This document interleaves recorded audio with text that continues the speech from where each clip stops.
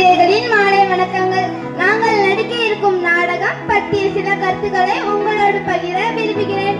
இந்த நாடகத்தில் எந்த ஒரு பொருளையும், அதாவது உணவாக இருந்தாலும் சரி, உடையாக இருந்தாலும் வீணாக்க கூடாது என்பதை அறிவுறுத்தவே இந்த நாடகம். நீதியை மேடையில் காணுங்கள். காட்சி 1. ஹோட்டல் எக்ஸாவின் முதலாளியாக சந்துரு, சர்வராக கருப்பசாமி, கிளீனராக மணிகண்ட பிரபு, கணவனாக நிஷான், மனைவியாக அசீமா, மகனாக சாகுல் மற்றும் மகளாக லாவண்யா.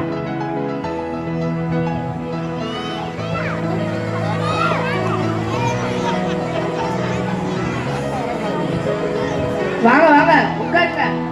மணி டேபிள் க்ளீன் பண்ணுப்பா. Thank you sir.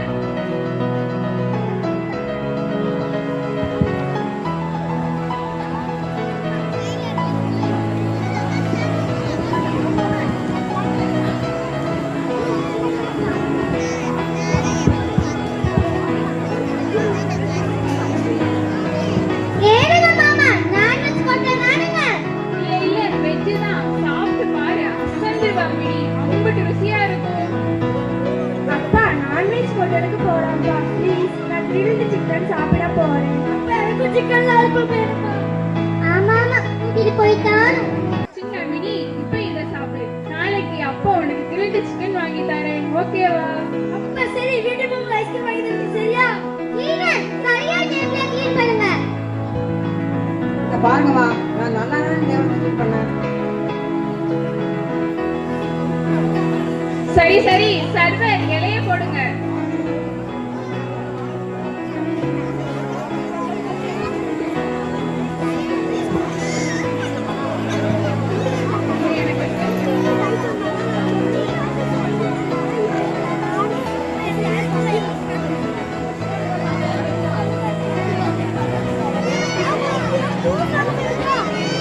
சார், நீங்க பரிமாறீங்க, வேலைக்கால் வரலையா? எல்லாமே நான் தான். முதலாளியும் நானே, தொழிலாளியும் நானே. அப்ப சமைக்கிறது அதுவும் நானே.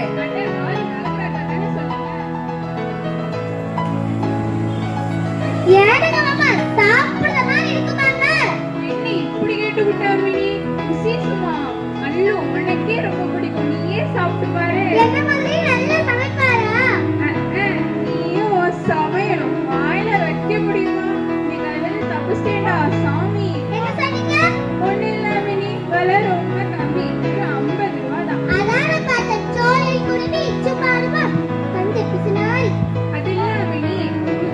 அது இல்ல மினி, முழு சாப்பாடு தராங்க. ருசிக்கு நான் கேரண்டி, நீயே சாப்பிட்டு பாரு, உனக்கே ரொம்ப பிடிக்கும். சரி சரி, சாப்பிடலாம். வேணாம் வேணாம். ஐயோ, வேணாம் வேணாம். அப்புறம் சொல்றேன்.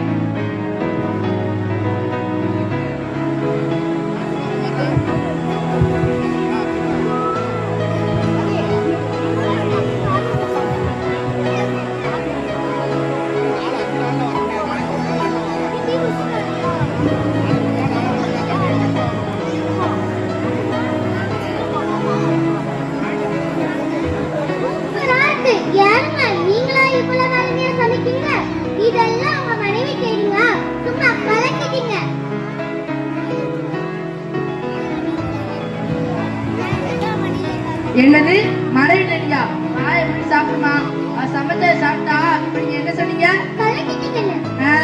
அதான் நடக்கும். பரவாயில்லையா? வீட்டுக்கு போக முடியாது, ஹாஸ்பிட்டல் தான் போகணும். சாப்பிடுமா? இன்னும் மூச்சு போயில்லைங்க.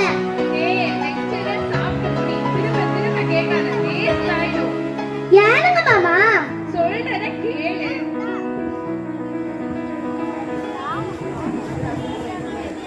காட்சி 2. சோகாவின் பணியாற்றும் சிநேகிதிகளாக கோபிகா, தேஜினி மற்றும் சுருதிகா.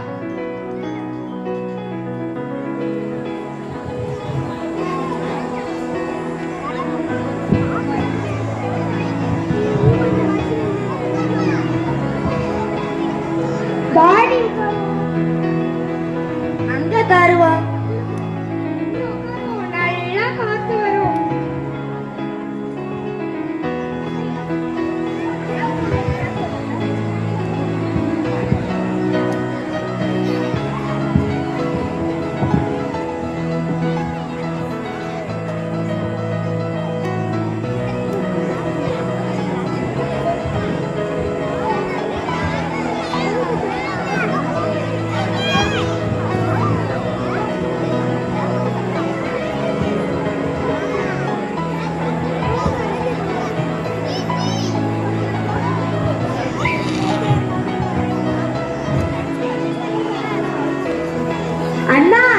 சமையலுக்கு இந்த ஃபேன் தெரியுமா?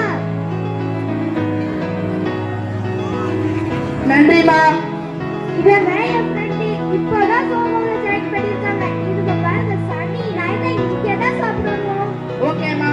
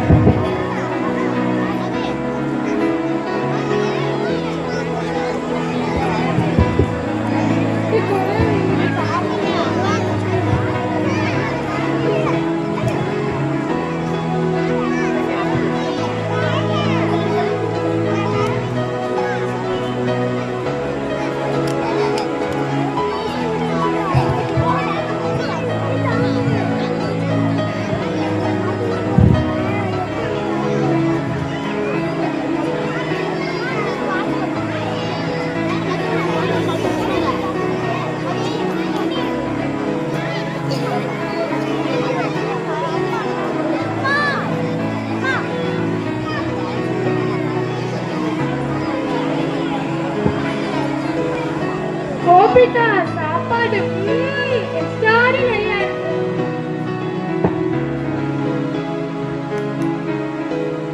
உண்மைதான், ருசி அபாரமா இருக்கு. எல்லா ஐட்டமும் நல்லா இருக்கு.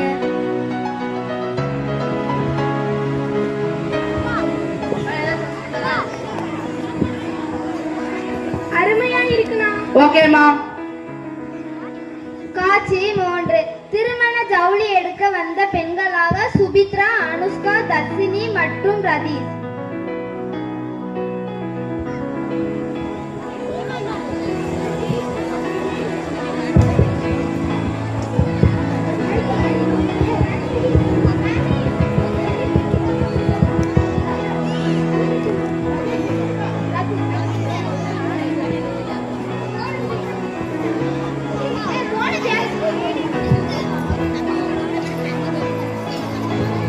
ஹோட்டல் சாப்பிட போகலாம்.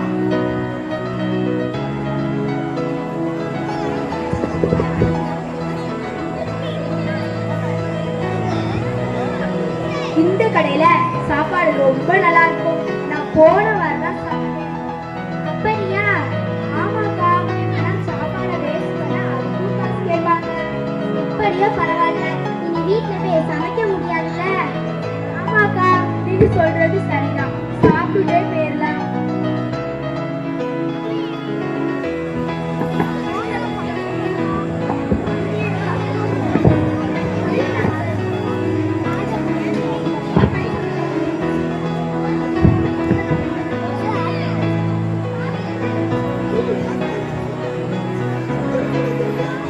காட்சி 4. நண்பர்களாக இளமணிமாறன் மற்றும் கருப்பசாமி.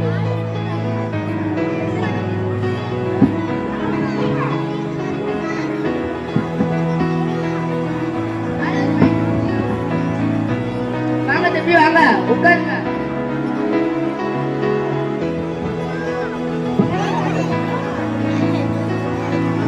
ஏய், என்னடா மச்சான் இங்க கூட்டு வந்திருக்கிற? ஏண்டா? ஏய், என்னாச்சு? இல்ல, நான்வெஜ் ஹோட்டலுக்கு போனா நல்லா இருக்கும்னு பார்த்தேன். ஓகே மச்சான்.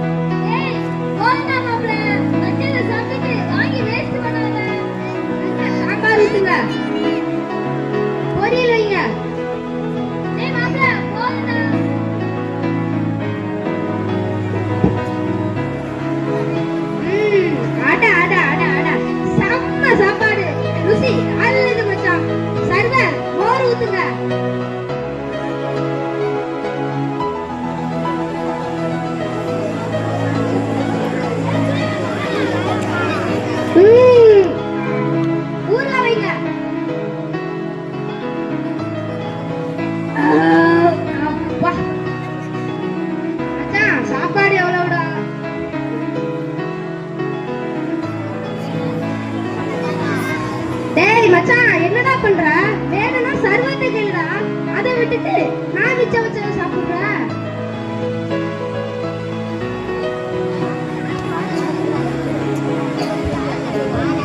ஏன் தம்பி இப்படி பண்ணுற? அவையில இருக்க மிச்சத்தை சாப்பிடுற. சொன்னா கேக்க வாங்கி சாப்பிடலாம்ல. இருக்கட்டுங்க, சாப்பாட்டை வேஸ்ட் பண்ணக்கூடாதுங்க. அதுக்கு நீ இப்படியா?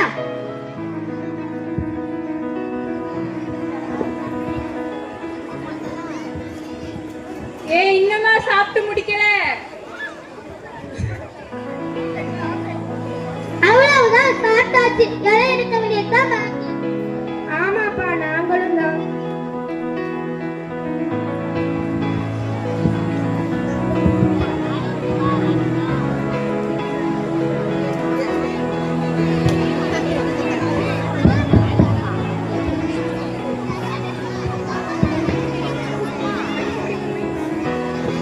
இந்தாம்மா பில்லு.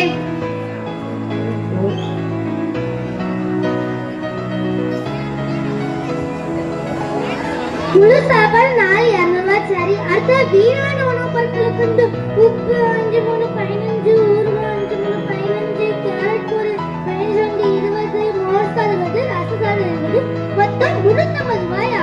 என்னது 4 சாப்பாடு 7 ரூபாய் சரி. அடுத்த வீணான உணவுப் பொருட்களுக்கு 150 ரூபாய் பில் போட்டிருக்கீங்க. இது என்ன கூத்து? ஏம்மா, நீங்க 4 பேர் சாப்பிட்ட சாப்பாடுக்கு 200 ரூபாய் தான் பில்லு. ஆனா நீங்க வேஸ்ட் பண்ண சாப்பாடுக்கு 150 ரூபாய் பில்லு. சரிதானமா? ஜெயா முதலாளி, எங்களை ஏமாத்த பாக்குறீங்களா? யாருங்க மாமா, நீங்க நினைக்கிறீங்க? அவள் சொல்றது சரிதான். அதான் நான் முதல்லயே சொன்னேனே, எக்ஸ்ட்ரா வாங்காதீங்க, வேஸ்ட் பண்ணாதீங்க, தேவைக்கு சாப்பிடுங்க. நீ கேட்கல. ஓஹோ, அதான் அந்த தம்பி பக்கத்துல இருக்க மிச்சத்தை சாப்பிடுறா. என்ன ஒரு புத்திசாலித்தனம். தாங்கம்மா, நான் நியாயமா கேட்டேன். ஏழு உணவு வேஸ்ட் பண்ணாங்கடா. பில்லுக்கு மேல 1 ரூபாய் வாங்க மாட்டேன்.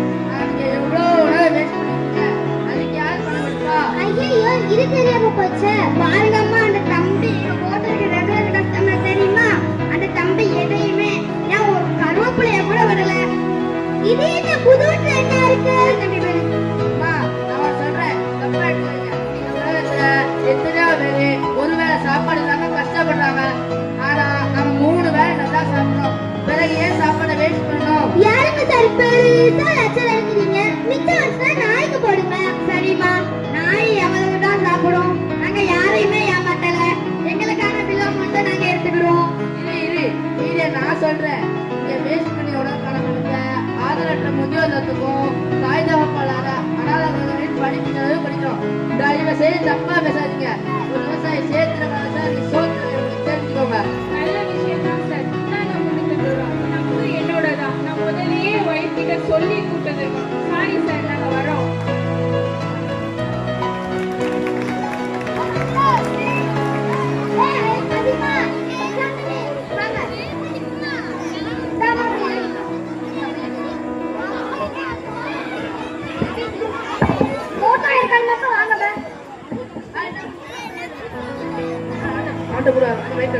இந்தாங்க சார் பில்லு. உங்க ஹோட்டல் உணவு ரொம்ப சுவையா இருந்தது. உங்களுக்கு ஒரு ஆட்சேப் சார். இருப்பச்சா சார், உங்ககிட்ட ஒண்ணு கேட்டா கோவப்பட மாட்டீங்களே? கேளுங்க மாப்பிள்ள. அது சார் தம்பி, அது தம்பி சொன்ன மாதிரி நானும் கூப்பிட்டேன்.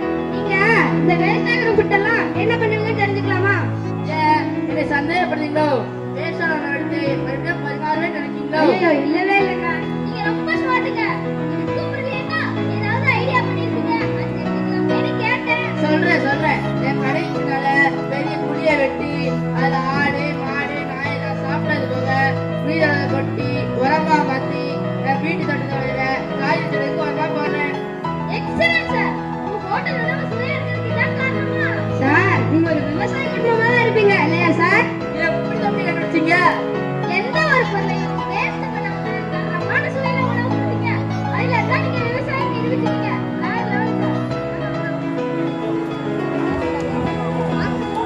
மச்சான், இந்த ஆள் புத்திசாலிதான் பாரு. வேஸ்டான ஃபுட்டுக்கும் காசு வாங்கிட்டாரு, சாப்பிட்ட ஃபுட்டுக்கும் காசு வாங்கிட்டாரு, வேஸ்ட் எல்லாம் அப்புறமாவும் மாத்திட்டாரு. நான் ஒரு விவசாயி நிரூபிச்சிட்டாரு. Very brilliant man. மக்களே, இது நமக்கு ஒரு பாடம். வீட்லயும் சரி, வெளியிலயும் சரி, எதையுமே வீணாக்காதீங்க. நமக்கு வேண்டாம்னு நினைக்கிறத எல்லாரும் கொடுப்போம். ஓகேவா?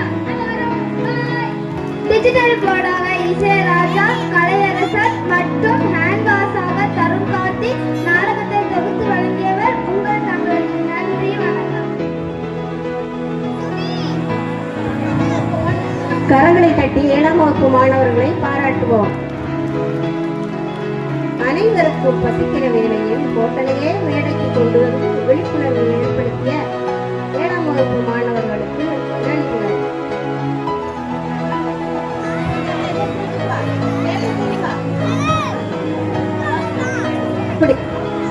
அடுத்தபடியாக கிராமிய பாடல்களில் நயமும் நையாண்டியும் கொட்டி கிடக்கும்.